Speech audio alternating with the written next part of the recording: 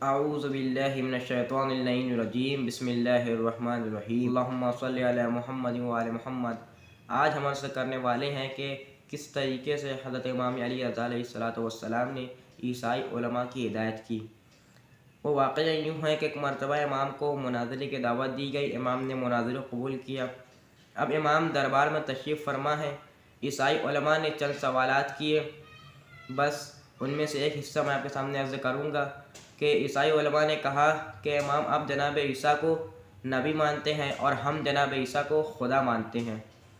تو مولانا نے ان کی بات سنی تو فوراً مولانا نے جملہ ارشاد فرمایا، تمہارے عیسیٰ نماز اور روزے کے چور تھے۔ اب دربار میں بیٹھے سارے لوگ پریشان ہو گئے، عیسائی علماء پریشان ہو گئے کہ یہ امام کیا کہہ رہے ہیں کہ ہمارے عیسیٰ نماز اور روزے کے چور تھے۔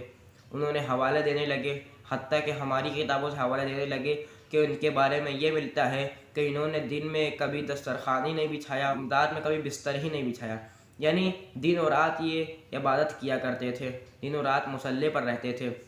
تو فوراً مولانا نے جملہ ارشاد فرمایا کہ اچھا تم یہ مانتے ہو کہ تمہارے عیسیٰ نماز بجا لاتے تھے اور روزہ رکھتے تھے؟ تو ان لوگوں نے کہا کہ جی ہاں، وہ عبادت کیا کرتے تھے۔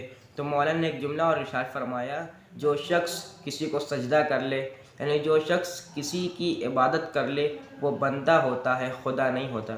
وآخر دعوانا الحمدللہ رب Hey العالمین۔ there. Subscribe to my channel. And also press this bell icon.